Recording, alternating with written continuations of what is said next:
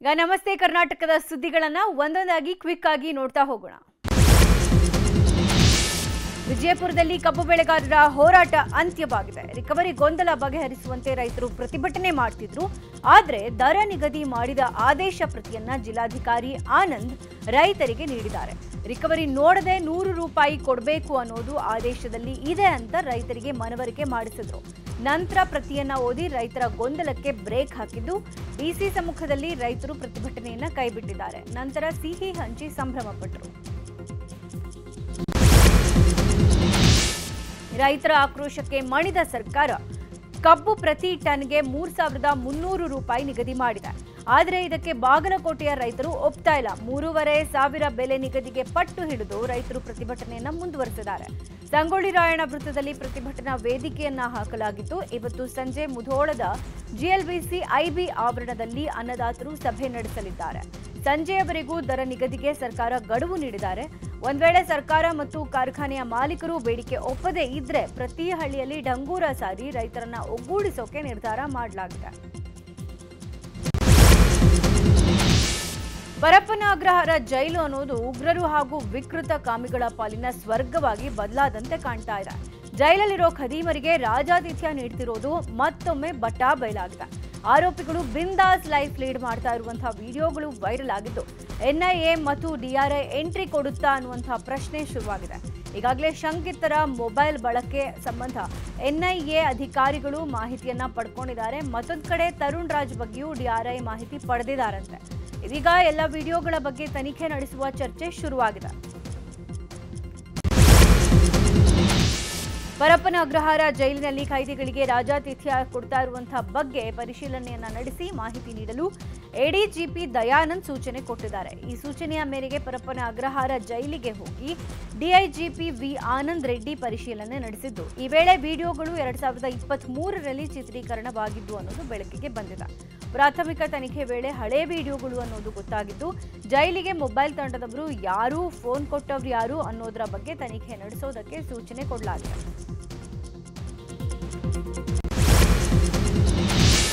ಕಾಂಗ್ರೆಸ್ನಲ್ಲಿ ನವೆಂಬರ್ ಕ್ರಾಂತಿ ಭಾರೀ ಸದ್ದು ಮಾಡ್ತಾ ಇದೆ. ಇದರ ನಡುವೆ ದೆಹಲಿಯಲ್ಲಿ ಮುಖ್ಯಮಂತ್ರಿ ಸಿದ್ದರಾಮಯ್ಯ ಆಪ್ತರು ಡಿನ್ನರ್ ಮೀಟಿಂಗ್ ಆಯೋಜನೆ ಮಾಡಿದ್ದಾರೆ. ನವೆಂಬರ್ 15ಕ್ಕೆ ಸಿಎಂ ದೆಹಲಿಗೆ ಬಂದಾಗ ಈ ಔತಣಕೂಟ ನಡೆಯಲಿದ್ದು ಅನೇಕ ಸಚಿವರು, ಶಾಸಕರು, ಸಂಸದರು ಭಾಗಿಯಾಗಲಿದ್ದಾರೆ. ಔತಣಕೂಟದಲ್ಲಿ ಸಿಎಂ ಬದಲಾವಣೆ, ಸಚಿವ ಸ್ಥಾನ ಬದಲಾವಣೆ ಸೇರಿದಂತೆ ಹಲವು ವಿಷಯಗಳ ಕುರಿತು ಚರ್ಚೆ ಮಾಡುವ ಸಾಧ್ಯತೆ ಇದೆ. ಈ ಬೆಳವಣಿಗೆ ರಾಜ್ಯ ರಾಜಕೀಯದಲ್ಲಿ ಕುತೂಹಲ ಕೆರಳಿಸಿದೆ. ರಾಜ್ಯ ರಾಜಕೀಯದಲ್ಲಿ ಪವರ್ ಶೇರಿಂಗ್ ಕಿತ್ತಾಟ ಜೋರಾಗಿದೆ. ಸಿಎಂ ಕುರ್ಚಿ ಕದನ, ನವೆಂಬರ್ ಕ್ರಾಂತಿ ಹಲ್ಚಲ್ ಎಬ್ಬಿಸುತ್ತಿದೆ. ಇದರ ಮಧ್ಯೆ November DCM DK Shivakumar Delhi ಪ್ರವಾಸ ಕೈಗೊಂಡಿದ್ದಾರೆ. ರಾಹುಲ್ ಗಾಂಧಿ ವಿದೇಶಿ ಪ್ರವಾಸಕ್ಕೆ ನವೆಂಬರ್ನಲ್ಲಿ ಹೋಗುವ ಮೊದಲೇ ಭೇಟಿಯಾಗಲು ಮುಂದಾಗಿದ್ದಾರೆ. ಬಿಹಾರ ಚುನಾವಣಾ ಫಲಿತಾಂಶ ಬಳಿಕ ರಾಹುಲ್ ಗಾಂಧಿ ವಿದೇಶ ಪ್ರವಾಸಕ್ಕೆ ಹೊರಡಲಿದ್ದು, ಇದರಿಂದ ಪವರ್ ಶೇರಿಂಗ್ ವಿಚಾರ ಮುಂದೂಡುವ ಆತಂಕ ಎದುರಾಗಿದೆ. ಹೀಗಾಗಿ ರಾಹುಲ್ ಗಾಂಧಿ ಭೇಟಿಯಾಗಿ ಸಿಎಂ ಹುದ್ದೆಗೇರಲು ಡಿಕೆಶಿ ಕಸರತ್ತು ನಡೆಸಲಿದ್ದಾರೆ. ಇವತ್ತು ವಿಜಯನಗರ ಜಿಲ್ಲೆಗೆ ಮುಖ್ಯಮಂತ್ರಿ ಸಿದ್ದರಾಮಯ್ಯ ಭೇಟಿ ನೀಡಲಿದ್ದಾರೆ. ಬೆಳಗ್ಗೆ 11:30ಕ್ಕೆ ಹರಪ್ಪನಹಳ್ಳಿಗೆ ಆಗಮಿಸಲಿದ್ದು ಮಾಜಿ ಶಾಸಕ ಪರಮೇಶ್ವರ ಪುತ್ರನ ವಿವಾಹ ಕಾರ್ಯಕ್ರಮದಲ್ಲಿ ಭಾಗಿಯಾಗಲಿದ್ದಾರೆ. ನಂತರ ಮಧ್ಯಾಹ್ನ 12:30ಕ್ಕೆ ಕೊಡ್ಲಿಗೆ ತೆರಳಿ 74 ಕೆರೆಗಳಿಗೆ ನೀರು ತುಂಬಿಸುವ ಯೋಜನೆಗೆ ಹಾಗೂ ವಿವಿಧ ಕಾಮಗಾರಿಗಳ ಶಂಕುಸ್ಥಾಪನೆಗೆ ಚಾಲನೆ ನೀಡಲಿದ್ದಾರೆ. ಚಾಮರಾಜನಗರದ ಬಂಡೀಪುರದಲ್ಲಿ ಅನುಮಾನಾಸ್ಪದ ಕಾರು ವಶಪಡಿಸಿಕೊಂಡ ಪ್ರಕರಣಕ್ಕೆ ಟ್ವಿಸ್ಟ್ ಸಿಕ್ಕಿದೆ. ನಕಲಿ ನಂಬರ್ ಪ್ಲೇಟ್ ಬಳಸಿ ಕಾಡಿನ ರಸ್ತೆಗೆ ಬಿಟ್ಟು ಹೋಗಿದ್ದಾರೆ. ಬೋರಯ್ಯ ಅನ್ನುವವರಿಗೆ ಸೇರಿದ ಆಟೋ ರಿಕ್ಷಾಗೆ ಸೇರಿದ ನೋಂದಣಿ ಸಂಖ್ಯೆಯನ್ನು ಕಾರಿಗೆ ಬಳಕೆ ಮಾಡಲಾಗಿದೆ. ಕಾರಲ್ಲಿ ಒಂದು ಪಿಸ್ತೂಲ್, ಒಂದು ಹಳೆಯ ಐಫೋನ್ ಪತ್ತೆಯಾಗಿದೆ. ಇನ್ನು ಮಧ್ಯರಾತ್ರಿ ಕಾರು ನಿಲ್ಲಿಸಿ ಎಲ್ಲಿ ಹೋದ್ರೂ, ರಾತ್ರಿ ವೇಳೆ ಸಂಚಾರ ನಿಷೇಧ ಇದ್ರೂ ಕಾಡಿನ ರಸ್ತೆಯಲ್ಲಿ ಕಾರು ಬಂದಿದ್ ಹೇಗೆ ಅನ್ನುವ ಅನುಮಾನಗಳು ಶುರುವಾಗಿದೆ. ಎಫ್ಐಆರ್ ದಾಖಲಿಸಿ ಕಾರಿನಲ್ಲಿ ಬಂದಿದ್ದವರ ಪತ್ತೆಗೆ ಬಂಡೀಪುರ ಅರಣ್ಯಾಧಿಕಾರಿಗಳು ತನಿಖೆ ನಡೆಸುತ್ತಿದ್ದಾರೆ. ನಿನ್ನೆ ಬೆಂಗಳೂರಿನ ರವೀಂದ್ರ ಕಲಾಕ್ಷೇತ್ರದಲ್ಲಿ ಕನಕದಾಸ ಜಯಂತಿ ಹಾಗೂ ಪ್ರಶಸ್ತಿ ಪ್ರದಾನ ಕಾರ್ಯಕ್ರಮ ನಡೆಯಿತು. ಕಾರ್ಯಕ್ರಮದಲ್ಲಿ ಸಿಎಂ ಸಿದ್ದರಾಮಯ್ಯ ಭಾಗಿಯಾಗಿದ್ದು ಜಯಪುರದ ಚಂದ್ರಕಾಂತ ಬಿಜ್ಜರಕಿಗೆ ಕನಕಶ್ರೀ ಪ್ರಶಸ್ತಿ ಪ್ರದಾನ ಮಾಡಿದರು. ನಂತರ ಮಾತನಾಡಿದ ಸಿಎಂ ಸಿದ್ದರಾಮಯ್ಯ 1988ರಿಂದ ಸರ್ಕಾರದಿಂದ ಜಯಂತ್ಯೋತ್ಸವ ಆಚರಣೆ ಮಾಡಲಾಗ್ತಾ ಇದೆ. ಕನಕದಾಸರು ಭಕ್ತರು ಅಂತ ಪರಿಚಯಿಸಿದ್ದಾರೆ. ಆದರೆ ಅವರೊಬ್ಬ ಸಮಾಜ ಸುಧಾರಕರು, ಜಾತ್ಯತೀತ ಮನುಷ್ಯರಾಗಿದ್ದವರು. ಧರ್ಮ ಒಡೆಯುವವರ ಮಾತನ್ನ ಕೇಳಬೇಡಿ, ಜಾತಿ ಅನ್ನುವವರ ಮಾತುಗಳನ್ನ ಕೇಳಬೇಡಿ, ನಂಬಬೇಡಿ ಅಂತಿದ್ರು.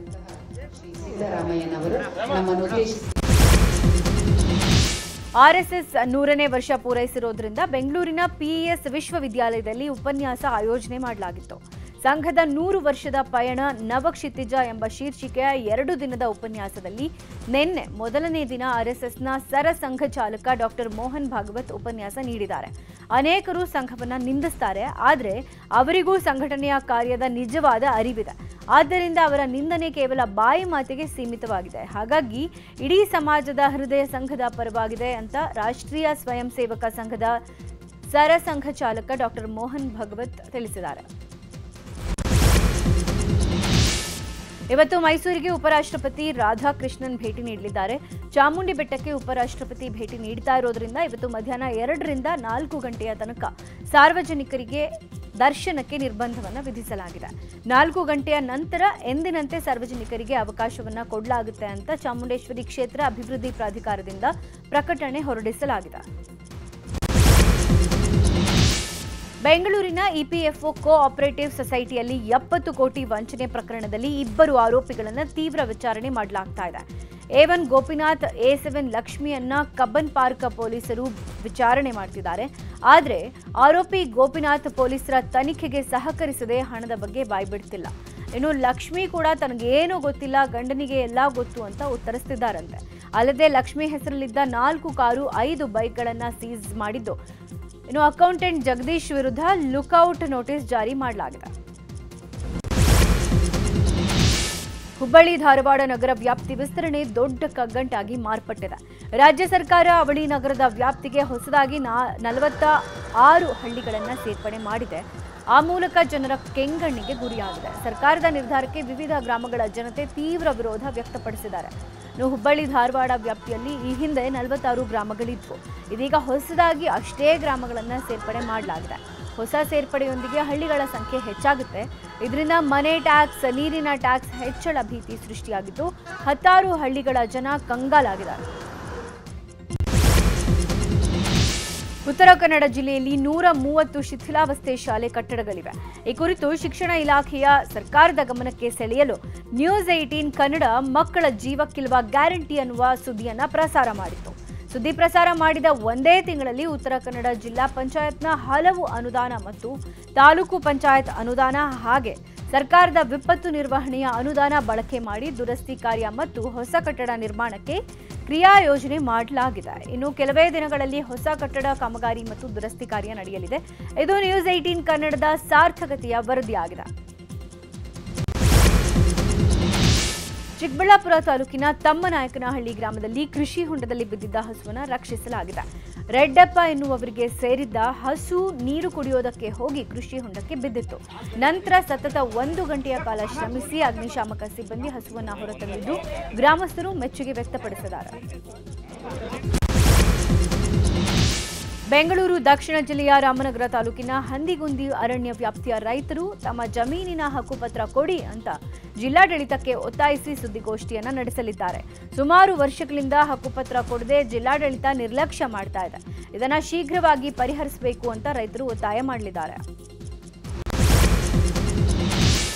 ಬೆಂಗಳೂರಲ್ಲಿ ಬಸವನಗುಡಿ ಬಿಟ್ಟರೆ 2ನೇ ಅತಿ ದೊಡ್ಡ ಕಡಲೆಕಾಯಿ ಪರಿಷೆ ಅಂದರೆ ಅದು ಮಲ್ಲೇಶ್ವರಂ ಕಡಲೆಕಾಯಿ ಪರಿಷೆ. ನಿನ್ನೆಯಿಂದ ಆರಂಭವಾಗಿರುವ ಕಡಲೆಕಾಯಿ ಪರಿಷೆ ಇವತ್ತು 2ನೇ ದಿನಕ್ಕೆ ಕಾಲಿಟ್ಟಿದೆ. ಕಾಡು ಮಲ್ಲೇಶ್ವರ ದೇಗುಲದ ಅಕ್ಕಪಕ್ಕದ ರಸ್ತೆಗಳಲ್ಲಿ ಕಡಲೆಕಾಯಿ ಪರಿಷೆ ನಡೀತಾ ಇದ್ದು ಜನಸಾಗರವೇ ಹರಿದು ಬರ್ತಾ ಇದೆ. ಇನ್ನು ನಾಳೆ ಕಡಲೆಕಾಯಿ ಪರಿಷೆಗೆ ಮುಕ್ತಾಯ ಇದೆ. ಉಡುಪಿಯ ತೆಂಕಪೇಟೆಯಲ್ಲಿರುವ ಶ್ರೀ ಲಕ್ಷ್ಮೀ ವೆಂಕಟೇಶ್ವರ ದೇವಸ್ಥಾನದಲ್ಲಿ ವೈಭವದ ವಾರ್ಷಿಕ ದೀಪೋತ್ಸವ ನಡೆಯಿತು. ದೇವಸ್ಥಾನದ ಆವರಣ ಮಾತ್ರವಲ್ಲದೆ ತೆಂಕಪೇಟೆಯ ಉದ್ದಕ್ಕೂ ಸಾಲು ಸಾಲು ದೀಪಗಳನ್ನು ಬೆಳಗಿಸಲಾಯಿತು.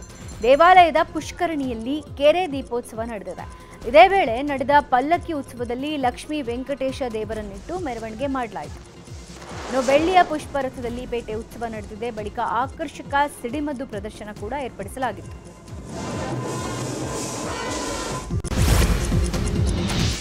ಸಕ್ಕರೆ ಸಚಿವರ ಉಸ್ತುವಾರಿ ಜಿಲ್ಲೆಯಲ್ಲಿ ಮತ್ತೊಂದು ಹಂತದ ಪ್ರತಿಭಟನೆಗೆ ಮುಂದಾಗಿದ್ದಾರೆ. ಎಫ್ಆರ್ಪಿ ದರ ನಿಗದಿಯಲ್ಲಿ ಅನ್ಯಾಯ ಆಗ್ತಾ ಇದೆ ಅಂತ ಆರೋಪ ಮಾಡಿ ಹಾವೇರಿ ನಗರದಲ್ಲಿ ಜಿಲ್ಲಾ ಕಬ್ಬು ಬೆಳೆಗಾರರ ಸಂಘದಿಂದ ಪ್ರೊಟೆಸ್ಟ್ ಮಾಡಲು ಸಜ್ಜಾಗಿದ್ದಾರೆ. ಹಾವೇರಿ ಜಿಲ್ಲೆಯಲ್ಲಿ ಒಟ್ಟು 3 ಸಕ್ಕರೆ ಕಾರ್ಖಾನೆಗಳಲ್ಲಿ ಕಬ್ಬು ನುರಿತವಾಗ್ತಾ ಇದೆ. ಈ ಹಿಂದೆ 1986ರಲ್ಲಿ ಸಹಕಾರಿ ಸಂಘ ಸಕ್ಕರೆ ಕಾರ್ಖಾನೆ ನಡೆಸಿದ್ವು. ಆಗ ಎಫ್ಆರ್ಪಿ ದರ ಶೇಕಡ 10ರಷ್ಟು ಮೇಲ್ಪಟ್ಟಾಗಿ ಸಿಕ್ಕಿರುವ ದಾಖಲೆ ಇದೆ. ಹೀಗಾಗಿ ಹಾವೇರಿಯಲ್ಲಿ ರಿಕವರಿ ಲ್ಯಾಬ್ ಸ್ಥಾಪನೆ ಮಾಡಿ ಪಾರದರ್ಶಕ ಎಫ್ಆರ್ಪಿ ದರ ನಿಗದಿಗೆ ಒತ್ತಾಯ ಮಾಡ್ತಿದ್ದಾರೆ.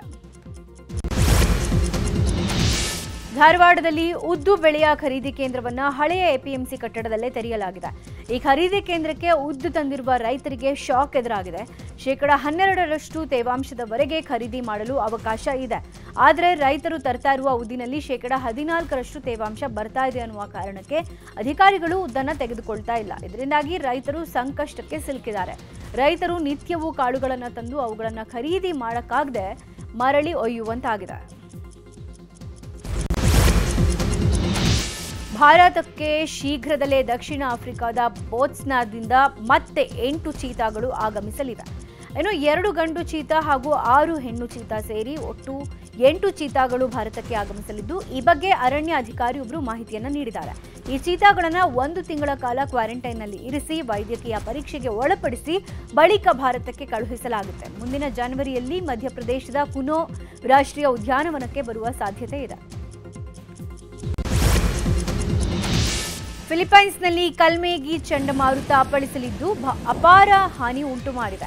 ಈವರೆಗೆ ಚಂಡಮಾರುತದ ಪ್ರಭಾವಕ್ಕೆ 188ಕ್ಕೂ ಹೆಚ್ಚು ಮಂದಿ ಸಾವನ್ನಪ್ಪಿದ್ದು 130ಕ್ಕೂ ಹೆಚ್ಚು ಜನರು ಕಾಣೆಯಾಗಿದ್ದಾರೆ. ಫಿಲಿಪೈನ್ಸ್ನಲ್ಲಿ ಬೀಸಿದ ಪ್ರಬಲ ಚಂಡಮಾರುತ ದೇಶದಾದ್ಯಂತ ಸುಮಾರು 2 ಮಿಲಿಯನ್ ಜನರ ಮೇಲೆ ಪರಿಣಾಮ ಬೀರಿದೆ. ಬಲವಾದ ಗಾಳಿಯಿಂದ ಮರಗಳು ನೆಲಕ್ಕುರುಳಿದ್ದು ಹಲವು ಮನೆಗಳು ನೆಲಸಮವಾಗಿವೆ. ಕೆರಿಬಿಯನ್ನಲ್ಲಿರುವ ಜಮೈಕಾ ಮತ್ತು ಕ್ಯೂಬಾದಲ್ಲಿ ಮೆಲಿಸಾ ಚಂಡಮಾರುತದಿಂದ ಜನ ಅಕ್ಷರಶಃ ನಲುಗಿ ಹೋಗಿದ್ರು. ಚಂಡಮಾರುತ ಜಮೈಕಾ ಮತ್ತು ಕ್ಯೂಬಾದಲ್ಲಿ ಗಮನಾರ್ಹ ಜೀವ ಮತ್ತು ಆಸ್ತಿ ನಾಶವನ್ನು ಉಂಟು ಮಾಡಿದೆ. ಬಿಕ್ಕಟ್ಟಿನ ಸಮಯದಲ್ಲಿ ಅಗತ್ಯ ಇರುವಂತಹ ದೇಶಗಳಿಗೆ ಭಾರತ ಸರ್ಕಾರ ಮತ್ತೊಮ್ಮೆ ಸಹಾಯ ಹಸ್ತ ಚಾಚಿದೆ. ಪರಿಹಾರ ಸಾಮಗ್ರಿಗಳನ್ನು ಕಳುಹಿಸಿದ ಭಾರತಕ್ಕೆ ಕ್ಯೂಬಾ ಮತ್ತು ಜಮೈಕಾ ಸಾರ್ವಜನಿಕವಾಗಿ ಕೃತಜ್ಞತೆ ವ್ಯಕ್ತಪಡಿಸಿದೆ. ಅಮೆರಿಕ ಅಧ್ಯಕ್ಷ ಟ್ರಂಪ್ ಆಡಳಿತ ಎಚ್ಐಬಿ ವೀಸಾ ದುರುಪಯೋಗದ ಬಗ್ಗೆ 175 ತನಿಖೆಗಳನ್ನು ಪ್ರಾರಂಭಿಸಿದೆ. ಇದರಲ್ಲಿ ಕಡಿಮೆ ವೇತನ, ಅಸ್ತಿತ್ವದಲ್ಲಿಲ್ಲದ ಕೆಲಸದ ಸ್ಥಳಗಳು ಮತ್ತು ಬೆಂಚಿಂಗ್ ಅಭ್ಯಾಸದಂತಹ ದೋಷಗಳು ಸೇರಿವೆ. H1B ವೀಸಾ ದುರುಪಯೋಗವನ್ನು ಗಂಭೀರವಾಗಿ ಪರಿಗಣಿಸಿ ಟ್ರಂಪ್ ತನಿಖೆಗೆ ಆದೇಶವನ್ನು ನೀಡಿದ್ದಾರೆ.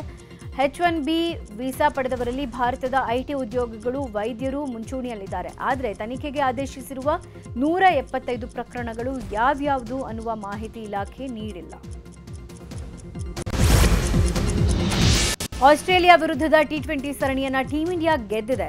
5 ಪಂದ್ಯಗಳ ಟಿ20 ಸರಣಿಯನ್ನ ಭಾರತ ತಂಡ 2-1 ಅಂತರದಿಂದ ಗೆದ್ದುಕೊಂಡಿದೆ.